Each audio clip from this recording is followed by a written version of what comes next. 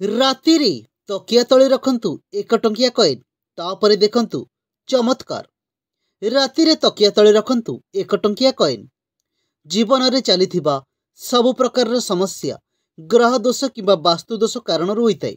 ଏହି କାରଣରୁ ଭାଗ୍ୟ ମଧ୍ୟ ନଷ୍ଟ ହୋଇଯାଏ। ଜ୍ୟୋତିଷ ଶାସ୍ତ୍ରରେ କୁହାଯାଇଥିବା କିଛି ବିଶେଷ ଉପାୟ ଦ୍ୱାରା ଆପଣ ଏହି ସମସ୍ୟାକୁ ଦୂରେଇ ଦେଇପାରିବେ। ମନୁଷ୍ୟ ନିଜ ଶୋଇବା ସମୟରେ କିଛି ବାସ୍ତୁଦୋଷ ପାଳନ କଲେ ଜୀବନରେ କୌଣସି ସମସ୍ୟା ଆସିବ ନାହିଁ। ଆପଣ ଦକ୍ଷିଣ ଦିଗକୁ ମୁଣ୍ଡ କରି ଶୋଇପାରିବେ, କିନ୍ତୁ ଆପଣ ଦକ୍ଷିଣ ଦିଗକୁ ଗୋଡ଼ କରି ଶୋଇବା ଉଚିତ ନୁହେଁ। ଦକ୍ଷିଣ ଦିଗକୁ ଗୋଡ଼ କରି ଶୋଇଲେ ପୃଥିବୀର ଚୁମ୍ବକୀୟ ଧାରା ପ୍ରବାହିତ ହୋଇଥାଏ, ଯାହାକି ଶରୀର ପାଇଁ ସମସ୍ୟା ସୃଷ୍ଟି କରିଥାଏ। ଆପଣ ଚାହିଁଲେ ପୂର୍ବ ଦିଗକୁ ମୁଣ୍ଡ କରି ଶୋଇପାରିବେ। ଏହାଦ୍ୱାରା ସଠିକ୍ ଭାବରେ ଶକ୍ତିର ପ୍ରଭାବ ହୋଇଥାଏ। ତ ପୂର୍ବକୁ ମୁଣ୍ଡ କରି ଶୋଇଲେ ମଣିଷର ଭୌତିକ କ୍ଷମତା ଶେଷ ହୋଇଥାଏ। ଏହାଦ୍ୱାରା ଏକାଗ୍ରତା ମଧ୍ୟ ବଢ଼ିଥାଏ। ସକାଳୁ ଦିନର ଆରମ୍ଭ ସକାରାତ୍ମକ ଶକ୍ତି ସହିତ କରିବା ଉଚିତ। ତେଣୁ ରାତିରେ ଶୋଇବା ସମୟରେ ତକିଆ ତଳେ କୌଣସି ଲୁହା ଜିନିଷ ରଖିଦିଅନ୍ତୁ। ଏହାଦ୍ୱାରା କୌଣସି ନକାରାତ୍ମକ ଶକ୍ତି ଆପଣଙ୍କୁ ସ୍ପର୍ଶ କରି ପାରିବ ନାହିଁ।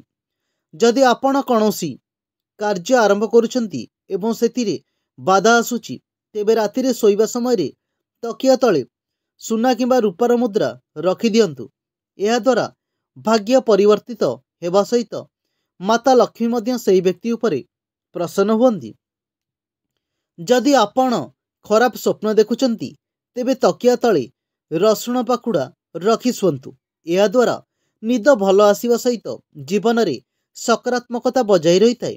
ଯଦି ଆପଣ ଧନ ସମ୍ବନ୍ଧୀୟ ସମସ୍ୟାର ସମ୍ମୁଖୀନ ହେଉଛନ୍ତି, ତେବେ ରାତିରେ ଶୋଇବା ସମୟରେ ମୁଣ୍ଡ ପାଖରେ ମୂଳା ରଖି ଶୁଅନ୍ତୁ ଏବଂ ସକାଳୁ ତାହାର କୌଣସି ଶିବ ମନ୍ଦିରରେ ଦାନ କରିଦିଅନ୍ତୁ।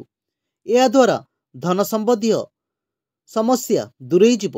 ଯଦି ଆପଣଙ୍କର ପାରିବାରିକ ସମସ୍ୟା ସହିତ ବ୍ୟବସାୟ ସମ୍ବନ୍ଧୀୟ ସମସ୍ୟା ରହିଛି, ତେବେ ରାତିରେ ଶୋଇବା ପୂର୍ବରୁ ଏକ ସବୁଜ କପଡ଼ାରେ ମୁଗ ଡାଲି ବାନ୍ଧି ମାତା ଦୁର୍ଗାଙ୍କ ମନ୍ଦିରରେ ଅର୍ପିତ କରିଦିଅନ୍ତୁ।